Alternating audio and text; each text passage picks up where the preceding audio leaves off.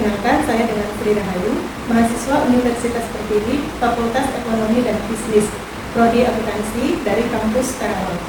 Pada kesempatan ini saya akan menyampaikan pembahasan dari mata kuliah Perencanaan Pajak dengan dosen pengampu Bapak Abdullah SEMM.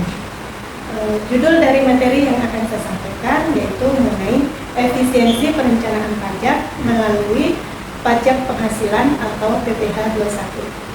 Pembahasan ini ada beberapa poin. Yang pertama, pengertian pajak penghasilan PPh 21. Yang kedua, tujuan perencanaan pajak.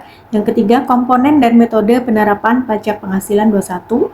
Kemudian, strategi efisiensi melalui pajak penghasilan 21.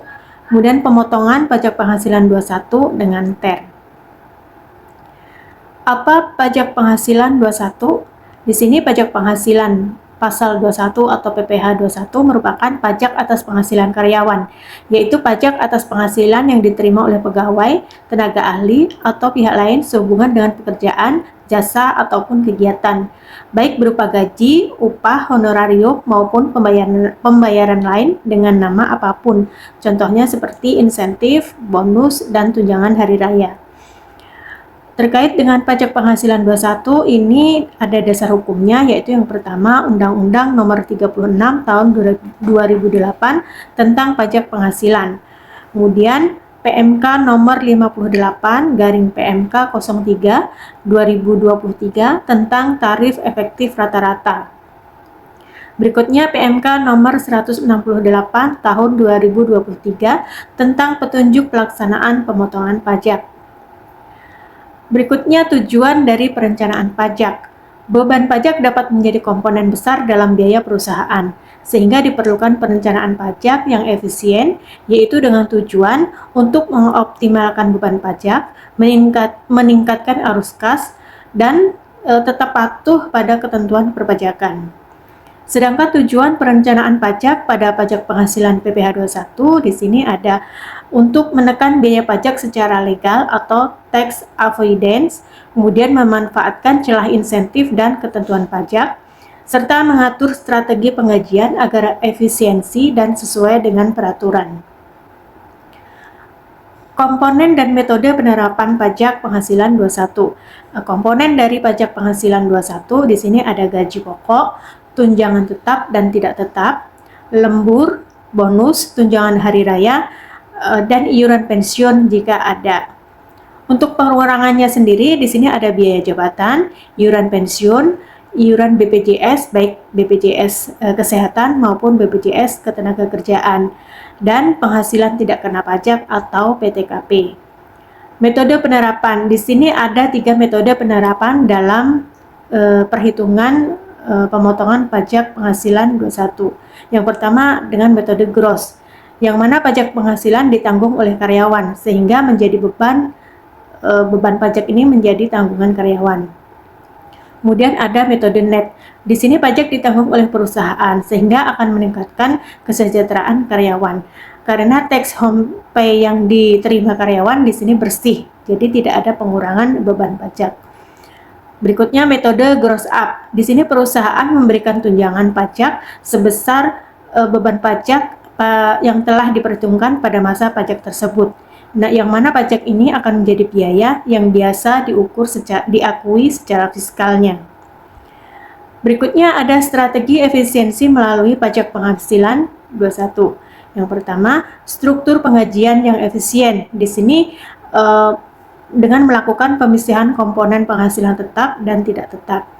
Yang kedua, memanfaatkan fasilitas non-tunai. Fasilitas non-tunai ini ada tunjangan kesehatan, tunjangan makanan, transportasi, dan semua yang tidak dikenakan atas pajak penghasilan 21. Yang ketiga, penerapan PTKP secara tepat. Dengan cara memastikan data keluarga pegawai akurat untuk memastikan penghasilan tidak kena pajaknya. Yang keempat, pemberian tunjangan pajak, yaitu tadi yang sudah kita bahas di atas dengan metode gross up. Berikutnya perhitungan pajak penghasilan 21 berdasarkan peraturan yang terbaru, yaitu PMK nomor 58 tahun 2023 tentang tarif efektif rata-rata. Nah, di sini ada perubahan utamanya, yaitu tarif efektif rata-rata atau TER ini dikenakan atas penghasilan bruto, baik secara bulanan maupun tahunan. Tarif efektif rata-rata ini berlaku untuk perhitungan masa pajak, yaitu masa Januari sampai dengan November. Sedangkan untuk pada masa terakhir, yaitu masa Desember, untuk penghitungannya menggunakan tarif PPh pasal 17 ayat 1. Di sini ada tarif efektif rata-rata, ada 3 kelompok. Untuk kelompok pertama yaitu tarif efektif rata-rata A. Di sini ada pengelompokannya, kemudian tarif efektif rata-rata B, dan tarif efektif rata-rata C. Sedangkan untuk tarif pasal 17 ayat 1, lapisan penghasilan kena pajak sampai dengan 60 juta dengan tarif 5%, di atas 60 juta sampai dengan 250 juta sebesar 15%, di atas 250 juta sampai dengan 500 juta 25%, di atas 500 juta sampai dengan 5 miliar sebesar 30%, dan di atas 5 miliar dengan tarif 35%. Berikutnya untuk penghasilan tidak kena pajak atau PTKP, ini di sini terdiri dikelompokkan menjadi 3 golongan. Yang pertama untuk pria atau wanita lajang dengan kode TK0, TK dengan tanggungan 1, TK dengan tanggungan 2, TK dengan tanggungan 3. Kemudian ada pria kawin, pengelompokannya dengan K0 tanpa tanggungan, K dengan tanggungan 1, dan K dengan tanggungan 2, K dengan tanggungan 3. Berikutnya ada golongan dari suami istri yang digabung. Besaran PTKP bagi wajib pajak sendiri sebesar 54 juta rupiah. Untuk tanggungan masing-masing tanggungan dengan ditambahkan sebesar 4.500.000 rupiah.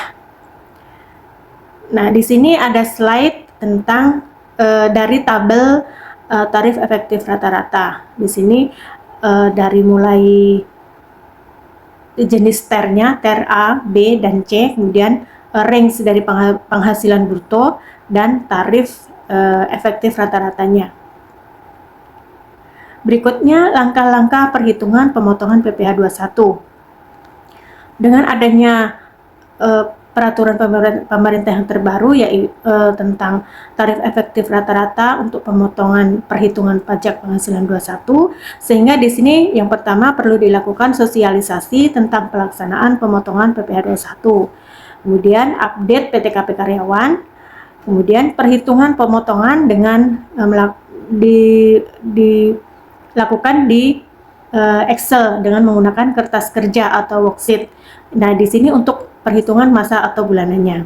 Kemudian kita upload dalam bentuk XML ke Cortex. Di sini dengan mengikuti ketentuan yang ada di Cortex. Berikutnya pembuatan bukti potong 1721 A1 karyawan. Kemudian pembayaran pajak terhutang ke kas negara dan kewajiban bagi wajib pajak untuk melaporkan SPT-nya ke DJB online atau mulai per tahun 2025 melalui Cortex. Nah, dengan adanya tarif efektif rata-rata ini ada kelebihan yang bisa didapatkan bagi wajib pajak. Tarif efektif rata-rata ini mudah dalam menghitung PPh masa. PPh pasal 21 ini yang terhutang yang akan dibayarkan, yaitu dengan cara mengalihkan tarif TER dengan penghasilan bruto masing-masing karyawan. Di sini tanpa memperhitungkan pengurangan, kecuali pada masa pajak terakhir nanti pada bulan Desember. Berikutnya tarif efektif rata-rata ini efisien waktu dan tenaga, dan memenuhi asas simplicity, yaitu jelas dan mudah dipahami. Selain ada kelebihan dari TER tadi, di sini ada permasalahan yang timbul. Beberapa permasalahan yang timbul dari penerapan TER pada PPh pasal 21 ini antara lain cenderung menyebabkan terjadinya kelebihan bayar di akhir tahun. Ini dikarenakan PPh pasal 21 pada masa itu dihitung dari penghasilan bruto, sementara untuk pengurangan biaya jabatan, iuran pensiun, dan PTKP itu baru dilakukan pengurangan nanti di akhir tahun. penghasilan karyawan yang bersangkutan setiap bulannya tetap, namun pada bulan-bulan tertentu ada lonjakan penghasilan yang pada masanya, sehingga di sini akan mendapatkan hasil perhitungan pajak yang lebih tinggi, misalkan pada masa pemberian bonus dan pada pemberian tunjangan hari raya. Berikutnya contoh perhitungan sederhana dengan menggunakan tarif TER. Di sini ada Tuan X, seorang pegawai yang bekerja di sebuah perusahaan, memperoleh gaji sebulan 10 juta, kemudian membayar iuran pensiun sebesar 100.000 per bulan dengan status PTKP K tanpa tanggungan. Di sini terlihat untuk perhitungan bulanannya sebelum TER dan perhitungan bulanan setelah menggunakan TER. Untuk perhitungan bulanan sebelum menggunakan TER akan didapatkan PPh masanya dari Januari sampai Desember itu sebesar Rp226.250. Sedangkan dengan menggunakan tarif TER, di sini untuk excitingnya Januari sampai Desember tadi kan sudah terlihat, sudah diketahui sebesar Rp226.250. Sedangkan untuk tarif TER-nya dari perhitungan Januari sampai November ini sebesar Rp200.000. Sehingga untuk perhitungan di masa akhir Desember di sini untuk tahunannya sudah diketahui tadi sebesar Rp2.715.000 dikurangi tarif efektif dari Januari sampai November yaitu sebesar 200.000 kali 11, sehingga didapatkan untuk masa Desember itu PPh 21 yang masih kurang bayar sebesar Rp515.000.